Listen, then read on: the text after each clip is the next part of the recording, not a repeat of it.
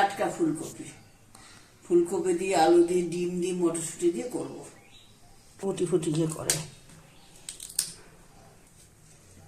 আচ্ছা, এটা মাঝখানটা কেটে নিচ্ছ কেন? সিদ্ধ হবে,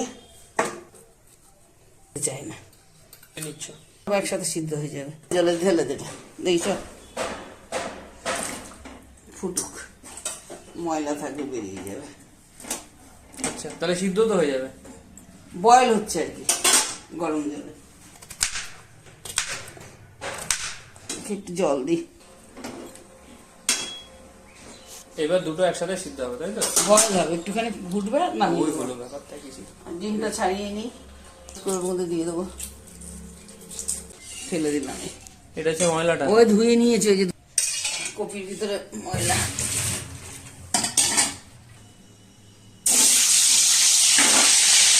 হ্যাঁ, লাগালাম তো শুধু ধরবো না।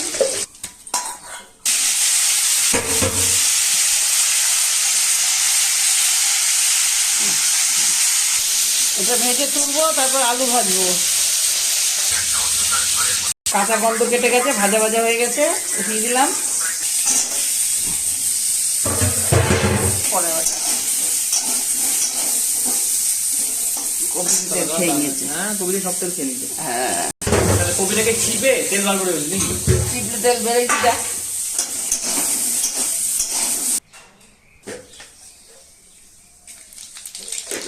কি দিলে এটা? জিরে, জিরে আদা সরে যাক, লবণ। কড়াইটা কালো হয়ে গেল কি করে? ওই অল্প তেল দিয়ে করে আগেই তো ফসটা ছিল। সব একবার চালিয়ে আচ্ছা, সব একবারে চলে গেল। আর কিছু দেবো না তো। আচ্ছা, ঝোল বানাবো না? হ্যাঁ, ঝোল তো বানাবো। একবার দিয়ে দিলাম, আর একটু কষানো হবে, ডিমটাও দিয়ে দেবো। সব একবারে চাপিয়ে দিচ্ছি, ডিম টিম সব।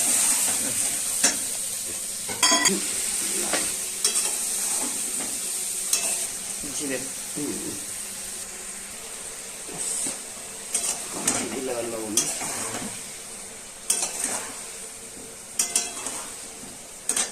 ভালো করে নাড়িয়ে দিতে হবে, তাই তো? এবার সিদ্ধ হবে আলু। হ্যাঁ, আলু কপি সব সিদ্ধ হবে। খাচ্ছি, এই জলটা শুকিয়ে যাবে, তারপরে জল দেবো, কাঁচা গন্ধটা কেটে যাবে। আচ্ছা, আদা দিয়েছি না, আদার গন্ধটা কেটে যাবে। এই জলটা শুকানো অবধি ওয়েট করতে হবে। আচ্ছা, যদি ভাজার সময় কপি আর আলু সিদ্ধ হয়ে যায় তখন? ভালো হবে, তখন এই কষালে তো সব গলে যাবে। ওই সে হালকা পাতলা কষাতে হবে। মশলাটা তো কষাতেই হবে, নাহলে মশলা গন্ধ হয়ে যাবে। মশলা কষিয়ে নিয়ে পরে কপি দিলে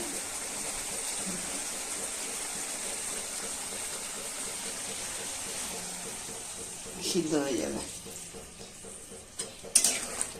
এবার এবার সিদ্ধ হবে। এবার এটা ফোটা অবধি অপেক্ষা করতে হবে, তাই তো? থাক, ভালো করে সিদ্ধ হবে।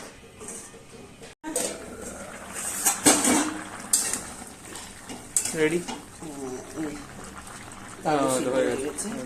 কপি হয়ে গেছে। আচ্ছা, তাহলে মশলা এটা কি? জিরে ধনে ভাজা দিয়ে দিচ্ছি না তো, শাহি গরম মশলা। দিয়ে দেব। গরম মশলা আনলে এটা হয় না। কপিতে ঘি গরম মশলা না হলে হয় না। ব্যাস, ধনে পাতা ছিটিয়ে দিলে